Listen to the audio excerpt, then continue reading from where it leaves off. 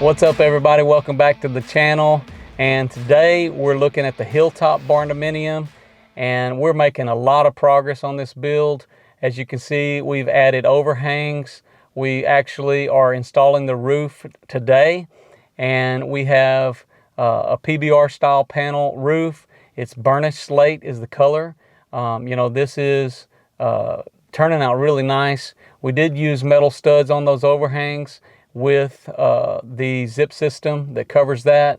And so as we're going through it, the guys are just making tons of progress and really fast. So, it's kind of hard to catch and to document all this stuff, but we wanted you guys to be able to take a look. And also I'll be going through this whole build and showing you some of the thoughts and some of the updates on the status of where we're at with on the interior as well. So I hope you guys stay along and pay attention to all these updates on this build. And we also, one other thing I forgot to mention there is we're doing bat insulation on this particular build. So just over the shop area, the client has decided they wanted bat insulation on the roof and the walls in that area to kind of have a more cleaner look. And also they were able to get a little bit more R factor, a little bit at a budgeted price. But they're talking about maybe doing liner panels anyways. So I don't know, we'll see how that goes. We did go ahead and paint the columns in those areas. We'll be walking through this whole build, so I hope you guys enjoy this video. Let's get it going.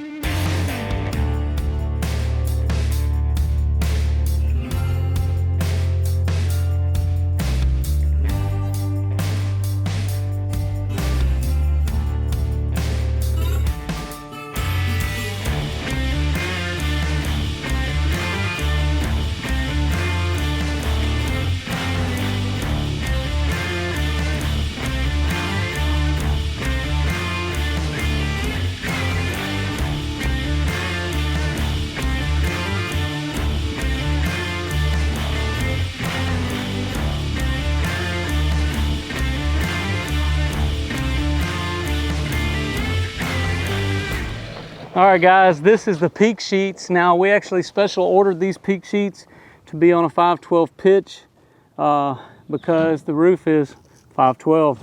So basically I like using the peak sheets because it covers more of the actual roof panel, and it's very important for me to get all that covered for storms and things like that. I don't really want to depend on a closure strip or just that tacky tape, to protect overall from like driving winds and rain. So we like using the peak sheets for that reason, and it gives me a complete closed look on the top. So that's definitely an advantage to using the peak sheets. So as you can see, they're running the seam tape now, and they'll be almost through. They're pretty much the last thing they got to do here, run these peak sheets, and the roof will be done. These guys have done a great job. As usual, like I was telling you guys before on this build, we are going to be adding porch all the way around and onto the other side. And another thing we did is we added these windows up on that upper area. But I want to take you guys inside so that you can see sort of all of the progress that we've been making here. And we've got kind of what I would say our first stage of weatherproofing done, or waterproofing with the zip tape. But we will be coming back with the liquid flash. Something with the liquid flash, we always have to order this, guys. Like, none of our suppliers carry this in stock. Or what they do have in stock is sold out. So what we've gotten is a lot of builders don't do what we're doing. So I hope that more will start doing it, because that way it'll be more readily available. And but it's a pretty good product. So but using the liquid flash, I like using the liquid flash so we can hit some of these overdriven fasteners and just kind of comb over everything. And of course we'll go down on the window sills, we'll go side to side, and then across the bottom we actually have some of that stretchy tape that we'll be using for that area as well.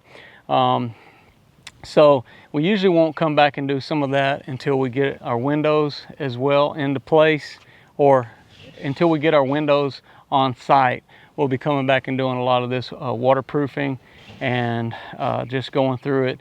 But getting this roof on is pretty critical for us to drying in the building, number one, so that we can get these other trades in here, like our HVAC, mechanical, and electrical, you know, everything that needs to happen on the inside.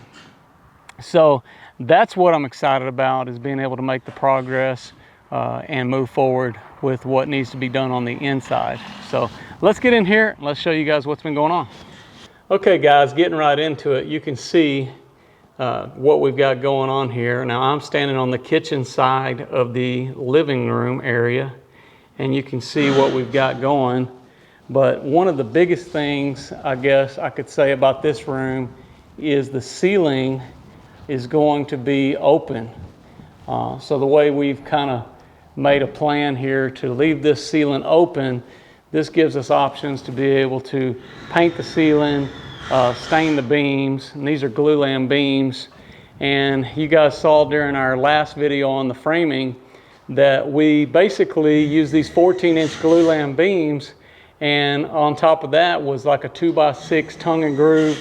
Thought it was going to be V-groove, but it wasn't a big detail the client was necessarily concerned about, but they had to have these special made, the tongue and groove, because the stock, you know, like I said, we've had some weird things with COVID, and some of that stuff has been an issue for us. So yeah, it's been kind of weird things on certain items that are just worse than others. But you can kind of get a feel here what's happening. As I showed you guys somewhat in some of the framing video, we have the pantry over that way. That window size right there was second guessed, so it didn't quite get cut out yet. But in this area, we will have the refrigerator, sink. There'll be an island across here, and in this spot over here be your stove top, and of course master bedroom over here in this area, and that's the bathroom area. Okay, one of the things I want to get into is explaining to you guys why it was important, at least over this area, to have this 16-inch open web truss. Because as you can imagine, with the open ceiling over here in the living room area, I'm not going to have a lot of options for running HVAC and things of that nature. So a barndominium this size, you could probably get away with doing like mini split system through the whole build. The client was definitely open to suggestions, but made the call. We're going to do a conventional HVAC system in here. So we needed room to run the duct work in this area. So we will have a bonus area upstairs, which I'll show you guys here in a minute.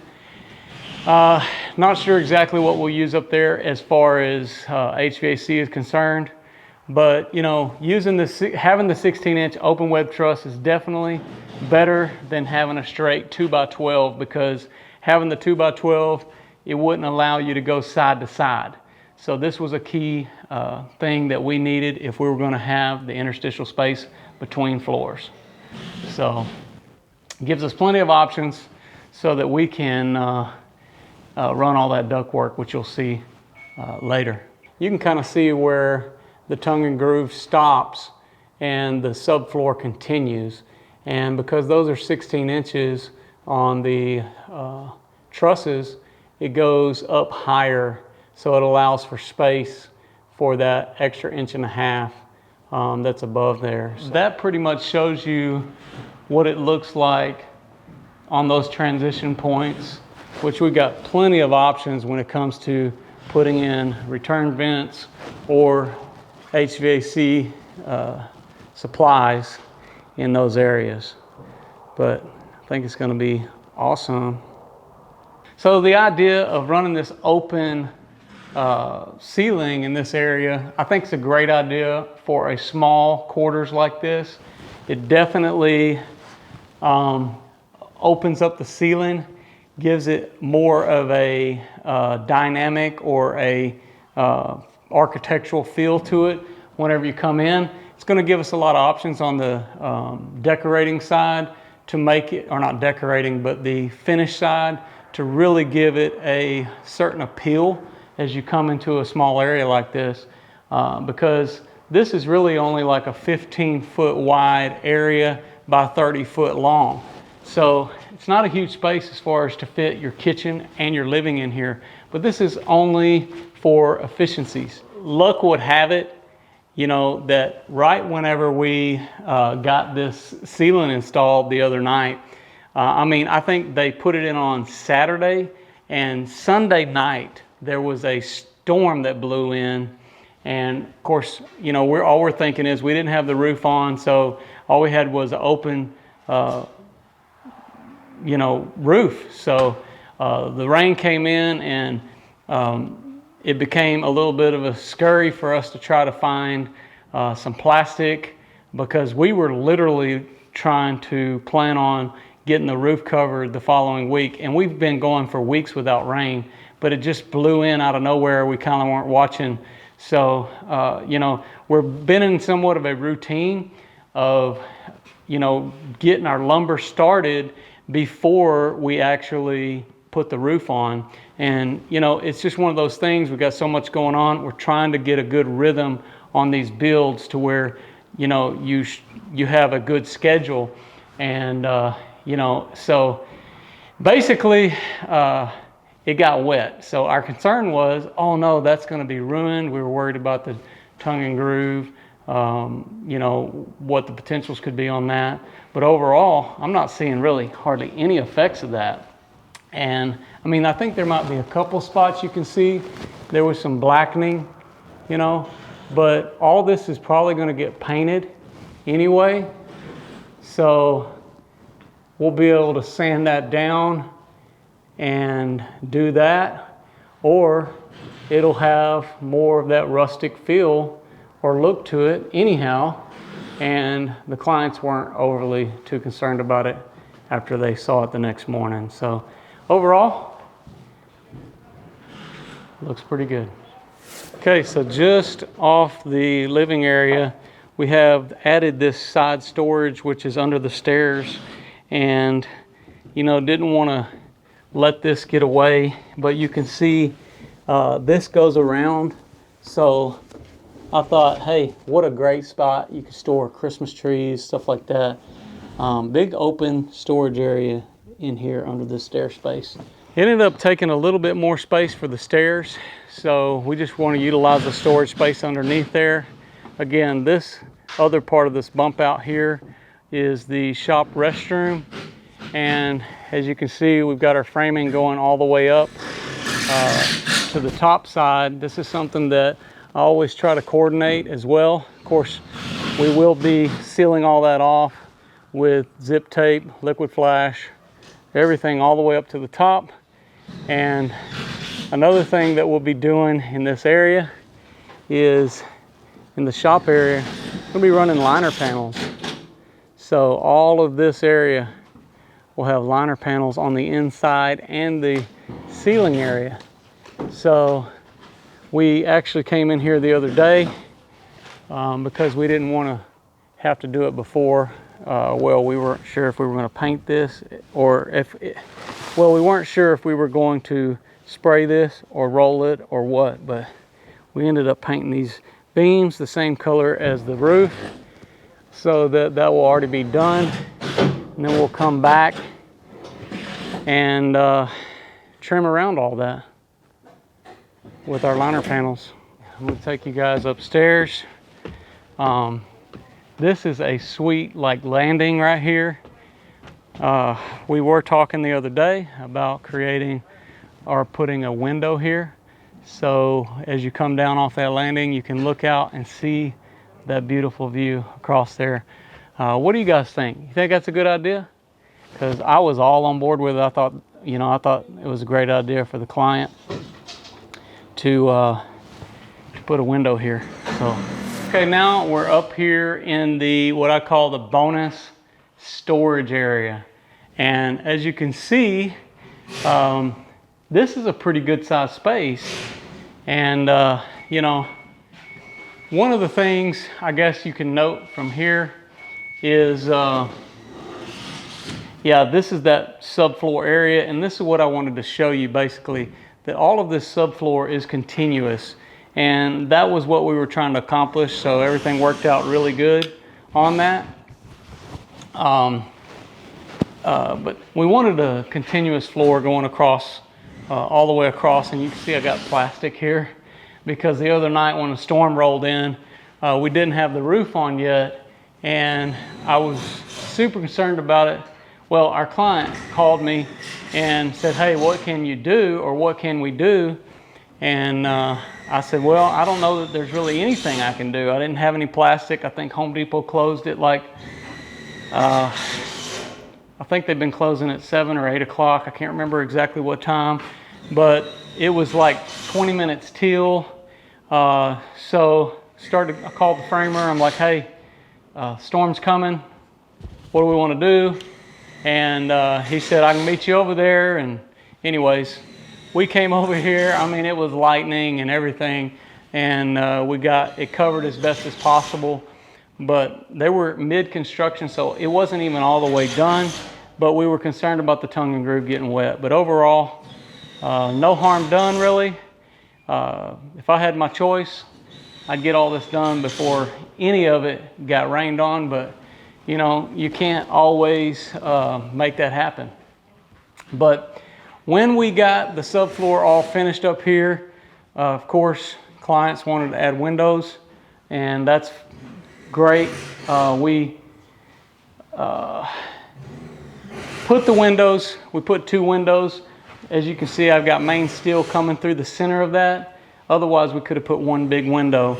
At first glance, at looking at it before we had all of the overhangs going around, I was a little concerned about the spacing and the way it looked, but it doesn't bother me anymore. I really like it the way it turned out. And as you can see, like right here, I couldn't have really gone too much farther this way without dropping the window.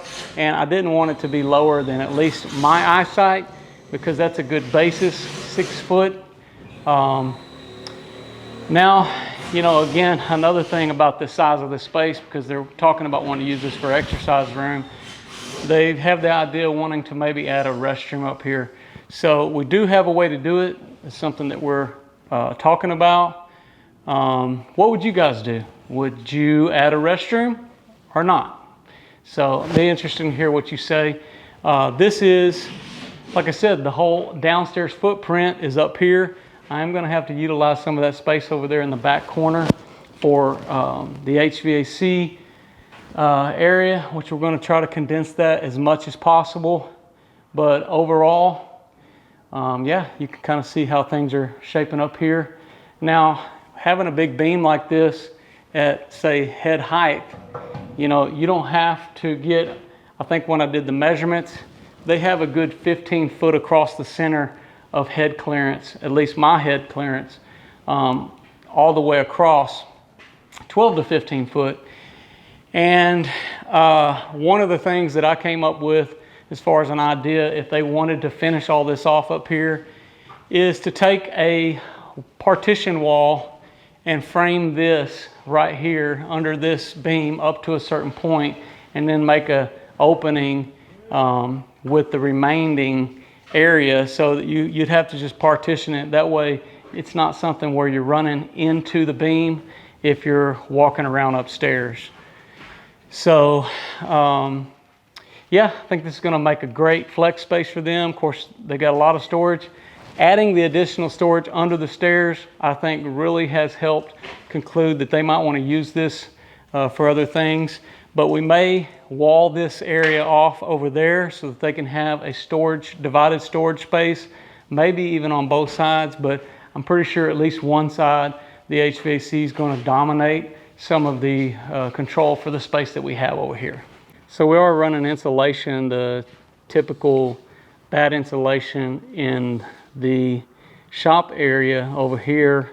Client preferred it primarily for a cleaner look, so that's the reason why. But you know, I don't think it's really going to matter in the long run because we will be putting liner panels here. The only thing it does matter for is you're getting insulation over top of these purlins, which, like I said, is a complete thermal break, which breaks it up from there. So that's something that you could do, is run insulation in here on top of that before that, and that would give you a thermal break. Or like I just said, you could use the zip R sheathing and you could run that across there before you put your sheetrock. But you would want to put the furring strips across there with the 2x4s first for additional support, I would believe. I don't think I would hang sheetrock directly to the zip sheathing, so you'd have to check out the specifications on the load limits for that. All right, a lot of you guys are interested in knowing kind of how this stuff's put together. Well, here's our 2x6 wall, and there's actually a 2x4. We didn't have the 2x6 to run across there, but this is a 2x4, and we'll be coming back and putting the additional pieces there on top of that. But overall, you can see how we fasten to the bottom underneath that purlin with the wall, and then you got your zip sheathing that comes up and above all the way on the outside. Here you can see this is one of our main supports that's basically spaced 15 foot. It's sitting in the wall, and you can see how it easily gets covered up. There will be a little bit of insulation that goes on the front side of that as well to separate from the sheetrock. So when we spray all that in, it'll basically be flush across there. So that gives you an idea of how those 4-inch look inside the 5.5-inch spacing of the 2x6 wall. One of the things you'll notice that we did here on this build is we have 16-inch overhangs going all the way around, and we actually have the zip system on the top and the bottom. We didn't feel like it was necessary, however, on the top side to necessarily put tape, zip tape on that, but we did use the zip system just for having the extra protection there. But this is not going to be a climate controlled area, and we will be sealing off everything at the wall plate, on the vertical walls in the house anyway. So overall, this just gives us a good bit of protection, and it also makes it easier to put your soffit panels on, so we went ahead and did that. But you can kind of get an idea how that looks and how it's going to look.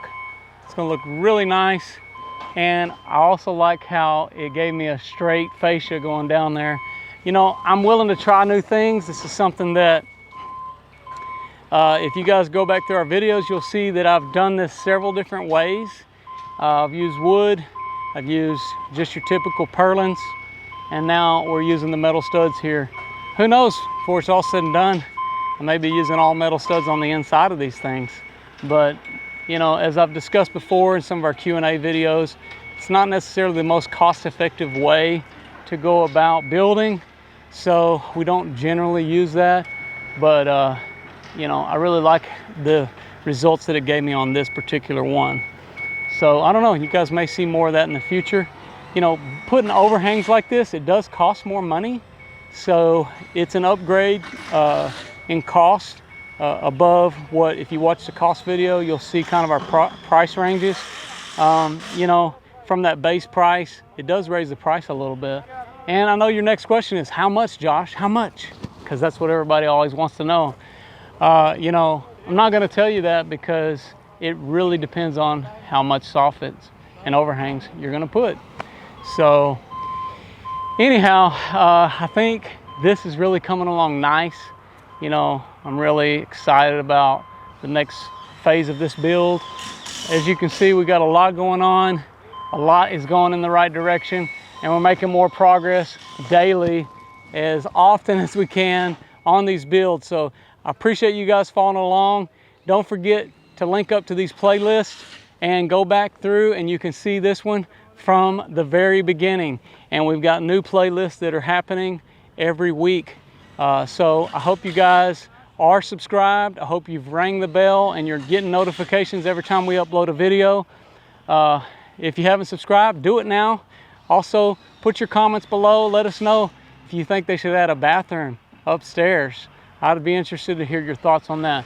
Also, don't forget to follow us on Facebook and Instagram. I'm Josh Helm, wishing you all the best. Thanks for watching Texas Best. Hey, don't you just love the freshly green color? Okay, let me start it over. Hey, don't you just love the fresh green color on the new builds of the Barndominium?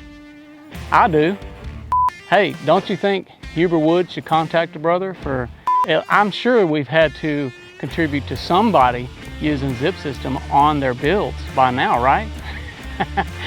Oh, it's all in good fun, but surely Matt Reisinger is not the only one using zip system. So no, we know a lot of people are choosing this product because it's a good product. And right now it's the most readily available product. So unless somebody else reaches out to me and has a comparable system, you know, at this time, we're gonna keep choosing this product. So we like the results that we have from it. And you know, we look forward to getting it as airtight as possible. So that's one of the goals that we have in mind when we're using this. But just so you guys know, we are not sponsored by Huber Wood yet. So hopefully at some point in time, maybe they'll reach out to us.